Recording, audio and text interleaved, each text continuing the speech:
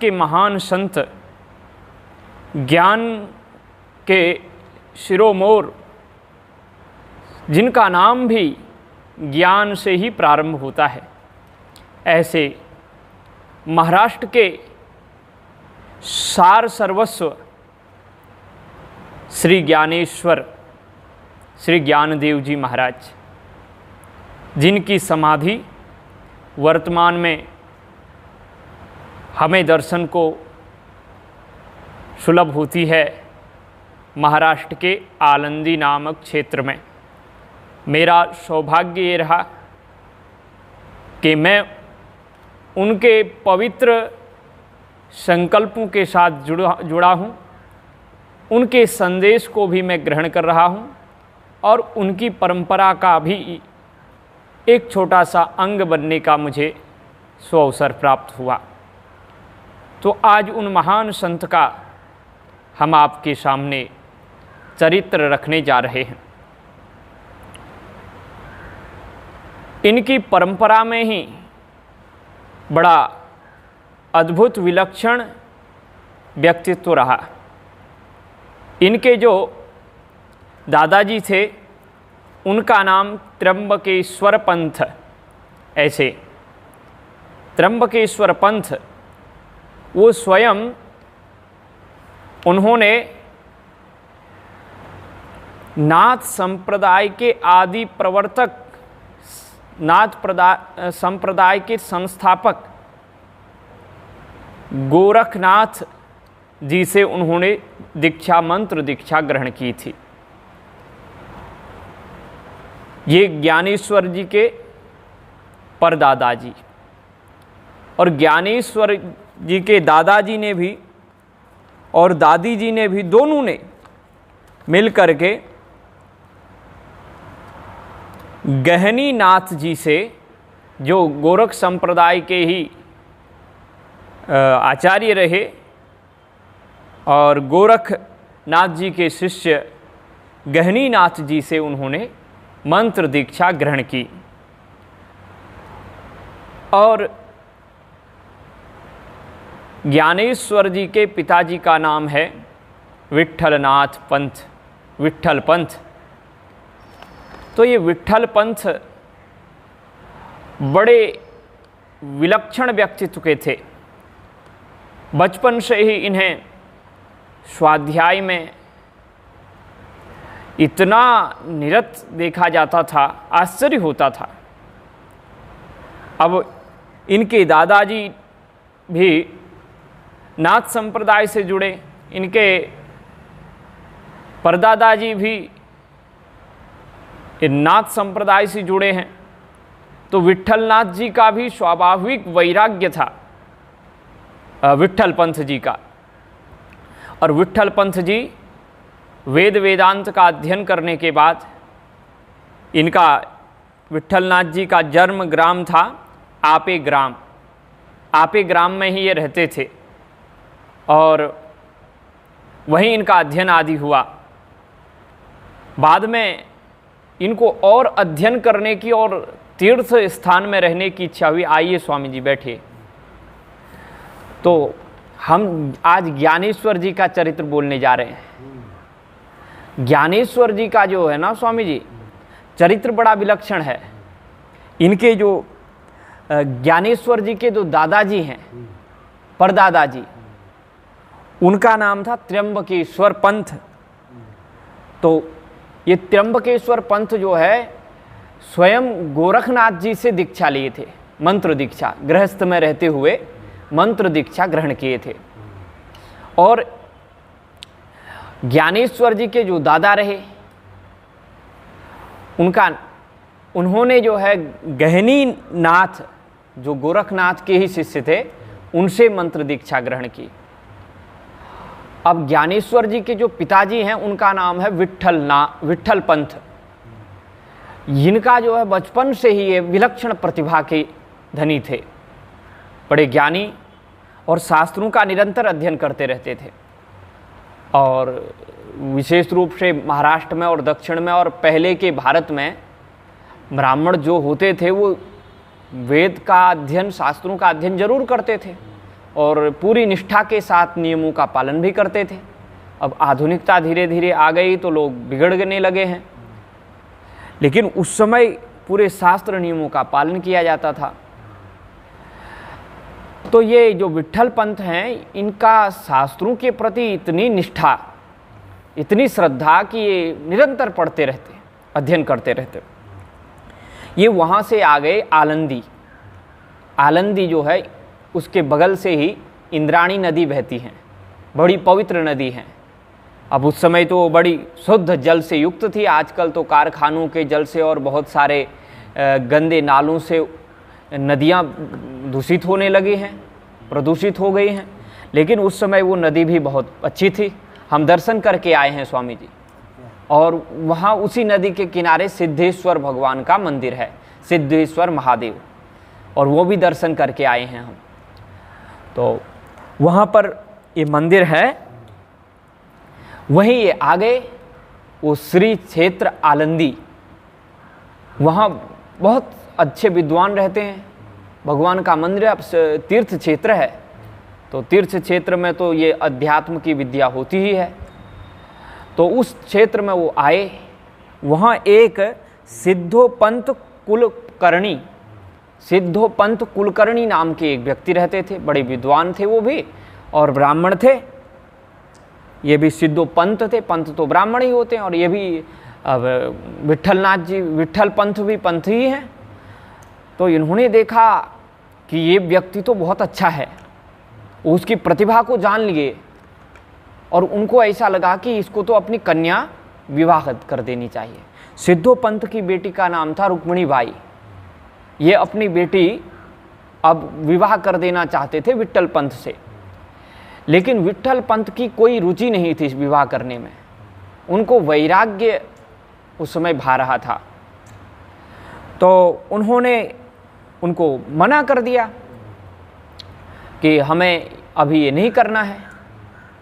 लेकिन एक दिन विट्ठल पंथ भगवान के बड़े भक्त थे, तो उनको स्वप्न में भगवान का आदेश हुआ कि तुम्हें इनके साथ विवाह कर लेना चाहिए, विवाह का प्रस्ताव स्वीकार कर लो, क्योंकि आगे आने वाली जो संतान है वो बड़ी दिव्य संतान तुम्हारे घर में आने वाली है। तो विट्ठल पंत जी ने फिर उनके प्रस्ताव को उनके पास जा कर के स्वयं कहा कि मैं आपके प्रस्ताव को स्वीकार करता हूँ। तो विट्ठल पंत जी की शादी हो गई। अब जब विवाह हो गया तो वो अभी तो यहाँ तीर्थ क्षेत्र में आए थे, फिर वो अपने गांव चले गए।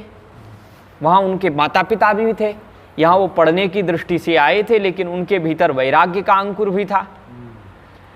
अब जब वो अपने आपे गांव पहुँचे तो वहीं रहने लगे। अब पत्नी भी साथ में है, पत्नी बड़ी पतिव्रता है रुक्मिणी बाई, और ये तब भी शास्त्रों के अध्ययन में ही लगे रहते थे। अब एक दिन इनके यहाँ सिद्धोपंत जी गए, मतलब विट्ठल पंत के ससुर जी गए, तो उन्होंने देखा कि ये तो हमने अपनी बेटी को बड़ा लंबा समय हो गया है, कोई संतान ही नहीं हो रही है, इसका मतलब ये अभी भी विरक्त है। तो बेटी से पूछा तो बेटी ने बताया, हाँ ये निरंतर जो है ग्रंथों का अध्ययन करते रहते हैं, बस ये वैराग्य के भाव में ही अभी रह रहे हैं, लेकिन मैं तो पतिव्रता हूँ, जैसे पति करेंगे उसी प्रकार का मैं इनका अनुसरण करूँगी। तो सिद्धोपंत जी जो है कुछ ना कह करके उनको बोले कि चलो अब आप लोग आलंदी चलो, मतलब अपनी जमाई को अपने यहीं ले आए। अब आलंदी में जब ये आए वहीं रहने लगे। अब ये बहुत अध्ययनशील थे और इनके मन में जो वैराग्य था वो वैराग्य और तीव्र होने लगा, तीव्र वैराग्य होने लगा। ये अपनी पत्नी को बोलते थे कि मुझे अब थोड़ा वैराग्य हो रहा है, मैं अब तीर्थों की यात्रा में जाने वाला हूँ और हो सकेगा तो मैं वहीं अपनी कुछ व्यवस्था कर लूँगा, काशी जाने की मेरी विशेष इच्छा है। तो इनकी पत्नी तो पतिव्रता थी, उसने कहा कि ये पति की आज्ञा को टाल नहीं सकती थी। उसने कहा कि ठीक है आप जाइए, लेकिन आप शीघ्र ही आइएगा। ऐसा कह करके उन्होंने विदा कर दिया। और ये विट्ठल पंत आ गए काशी।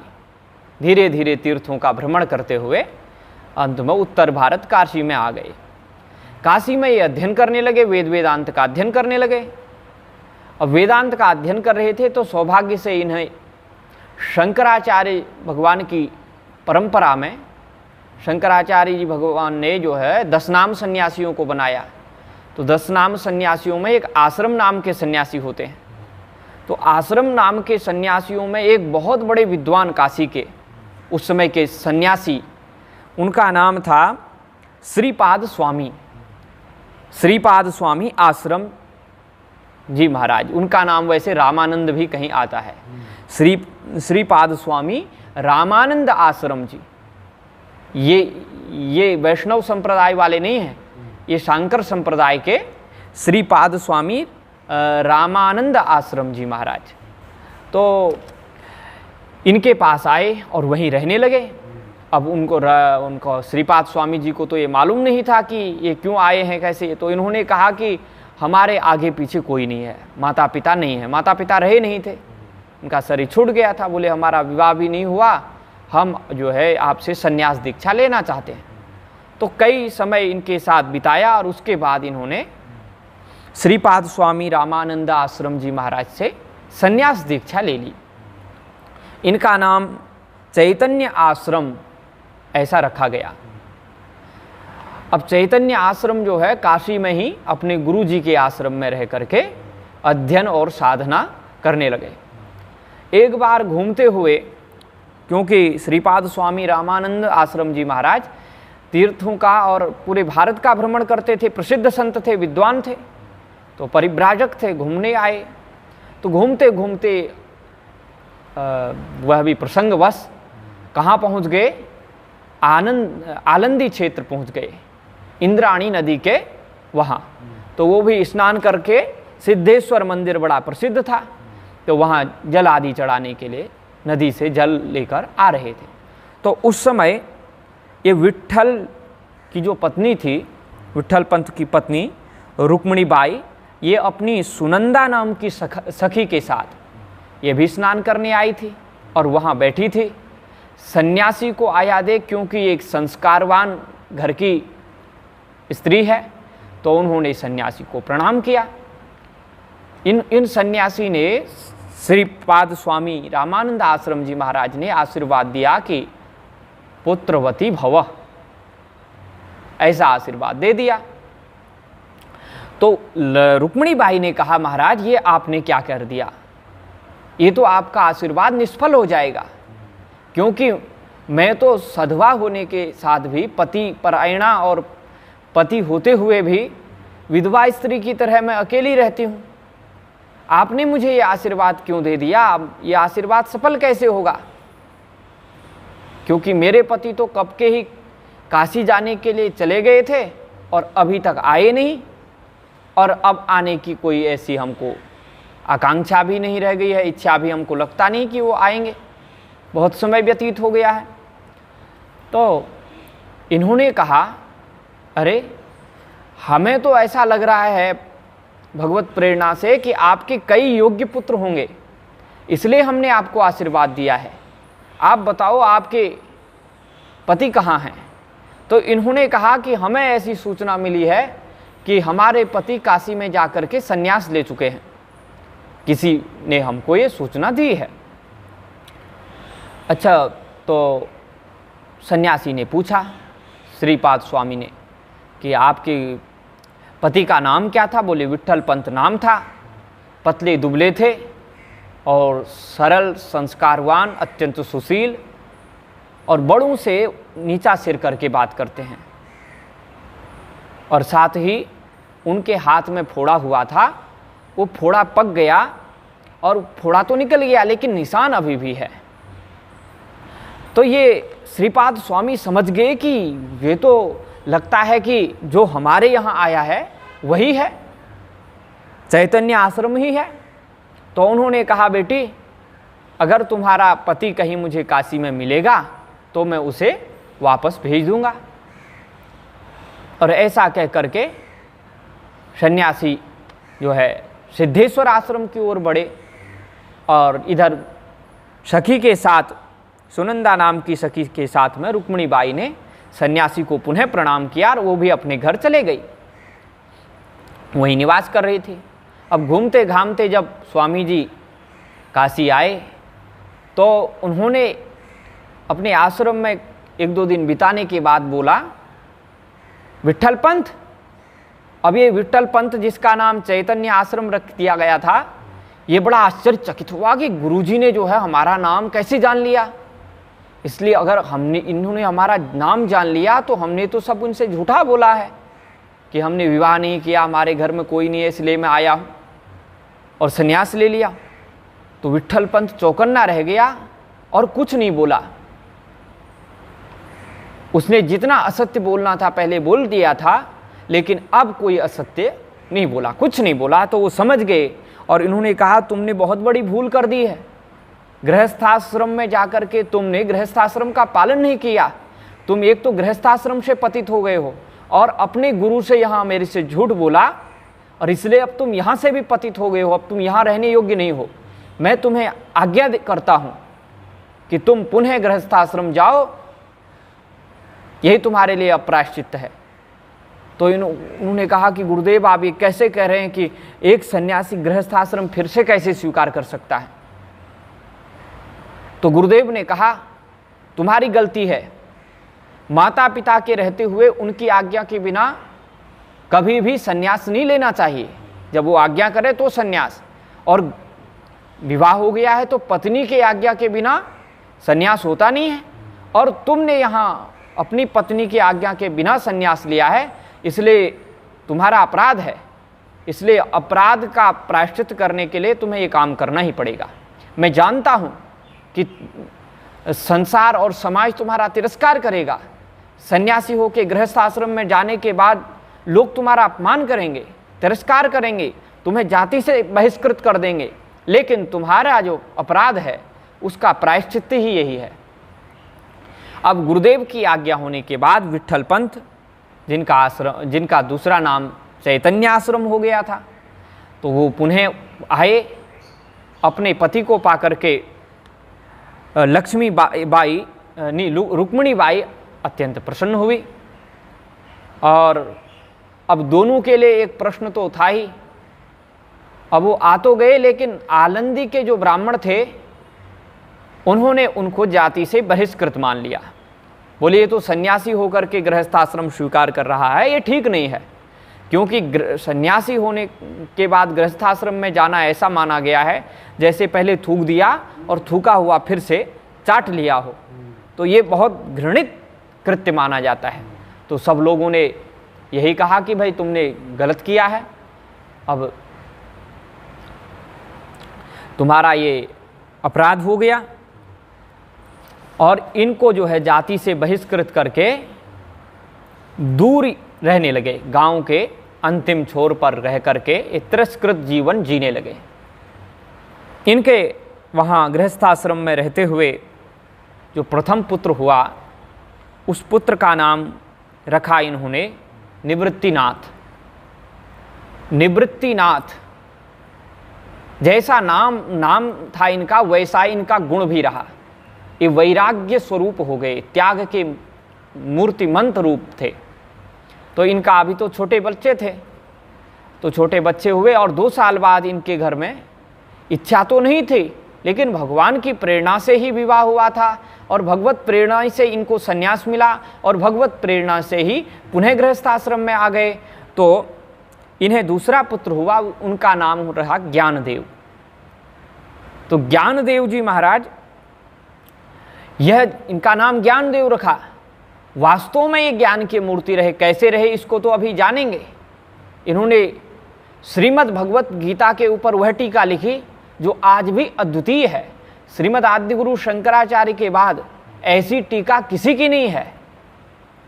अन्य जितने भी आचार्यों ने टीकाएं लिखी वो एक दूसरे के खंडन में लिखी, एक दूसरे से ईर्ष्या आदि करने के कारण लिखी, निस्वार्थ और स्वानंद भाव के लिए किसी ने नहीं लिखी। इसलिए आदरणीय वही होता है जो अपने आनंद के और समाज के कल्याण के लिए कोई कार्य करता है। जैसे गोस्वामी जी ने रामचरितमानस आदि का जो कार्य किया, रचना का कार्य, यह स्वात्म सुख के लिए और सारे जन कल्याण के लिए किया। तो स्वात्म सुखाय लोक हितार्थाय, यह दो उद्देश्यों को लेकर जो कार्य होता है वो निश्चित रूप से प्रचारित, प्रसारित और सर्वग्राह्य होता है। तो निश्चित रूप से जो ज्ञानेश्वर जी ने जो ज्ञान दिया है वो मराठी भाषा में होते हुए भी हिंदी में भी उसका अनुवाद आता है। गीता प्रेस से भी उनकी पुस्तकें छपी है, गीता प्रेस की पुस्तक स्वयं मैंने पढ़ी है। उसके शब्दों को पढ़ने के बाद आपको आपकी वक्तृत्व कला अत्यंत सुदृढ़ हो जाएगी। आप प्रवचनकार बहुत सुंदर बन सकते हैं। बहुत सुंदर सुंदर चुने हुए शब्द हैं उसमें। तो वह भी साहित्यकारों की दृष्टि से वो साहित्य का ग्रंथ है और ज्ञानियों की दृष्टि से वो ज्ञान का अत्यंत पराकाष्ठा का ग्रंथ है।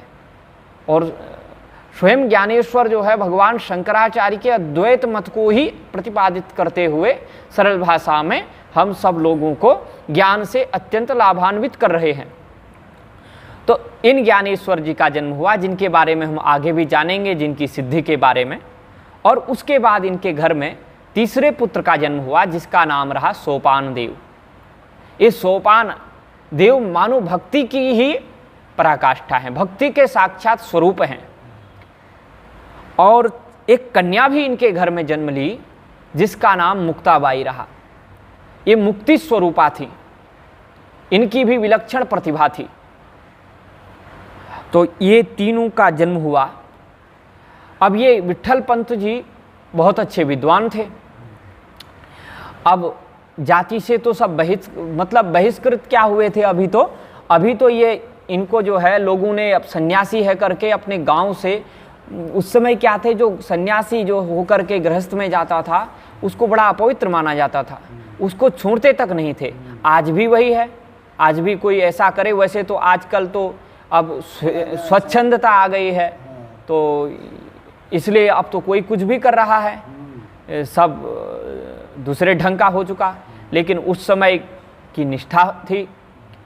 अब इनके बच्चे जो है बहुत छोटे छोटे थे, बड़े ज्ञानी थे, आत्मानंद में स्वयं आनंदित रहते थे। विट्ठल पंत जी इनको देख करके अत्यंत प्रसन्न हुए। अब वो जिस प्रकार के ज्ञानी थे, जैसा पिता होगा तो पिता के संस्कार बच्चों में आते ही हैं। माता पिता दोनों ही अच्छे संस्कार थे। और ये सब लोग जो है भिक्षाटन करके ही अपना गुजारा करते थे। इनको हर कहीं से भिक्षा भी नहीं मिलती थी, बड़ी कृपा करके कोई भिक्षा दे देता था।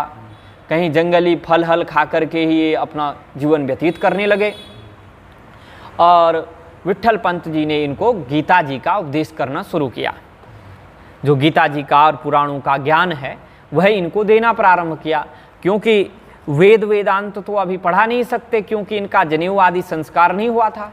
और विट्ठल पंत जी बड़े, आजकल की तो दृष्टि अत्यंत क्षुद्र हो गई, उस समय शास्त्रीय दृष्टि का बड़ा महत्व था। और वो अपने आप को अपराधी मान करके अपने अपराध का ही दंड हर्षपूर्वक स्वीकार कर रहे थे।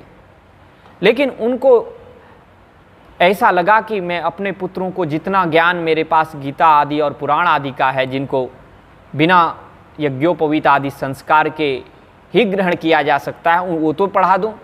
अभी छोटे ही थे, जब सबसे बड़े निवृत्तिनाथ 7-8 वर्ष के हो गए तो उन्होंने सोचा कि अब तो इन सब का जो है जनेऊ संस्कार कराना चाहिए।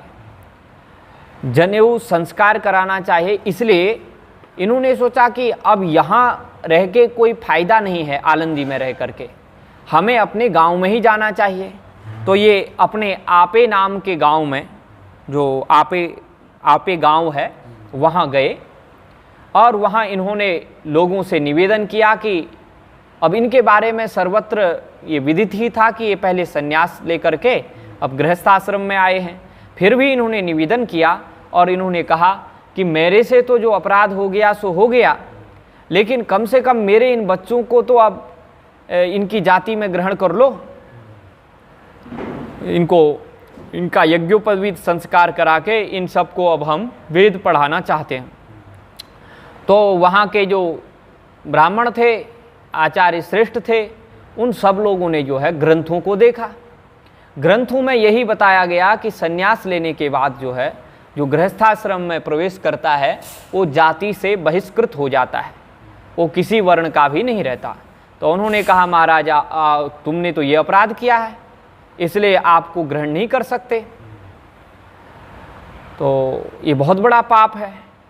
तो विट्ठल पंत जी तो स्वयं विद्वान आदमी थे, उन्होंने कहा कि अगर पाप किया है तो प्रायश्चित्त भी तो होगा, प्रायश्चित्त होने के बाद व्यक्ति शुद्ध हो जाता है। भगवान स्वयं गीता जी में कहते हैं अपिचेत सुदुराचारो भजते माम अनन्य भाग साधुरेव समंतव्य सम्यक व्यवसितो ही सह। जो व्यक्ति दुराचारी से दुराचारी हो लेकिन मन से ये बात अपने हृदय में ग्रहण कर लिया हो कि आज से अब पाप नहीं करेंगे, आज से हम भगवत भक्ति की ओर आगे बढ़ेंगे, तो वह व्यक्ति पवित्र हो जाता है, शुद्ध हो जाता है, वो साधु है। और क्षिप्रम भवति धर्मात्मा सस्वत शांतिम निगच्छति कौन्ते या प्रतिजानी ही न मे भक्त प्रणश्यति। भगवत गीता में भगवान ने कहा है कि जो इस प्रकार का संकल्प करता है कि मैं आज से पाप नहीं करूंगा, आज से भगवत भक्ति में रहूंगा, सत्कार्य करूंगा, तो वह धर्मात्मा कहलाता है।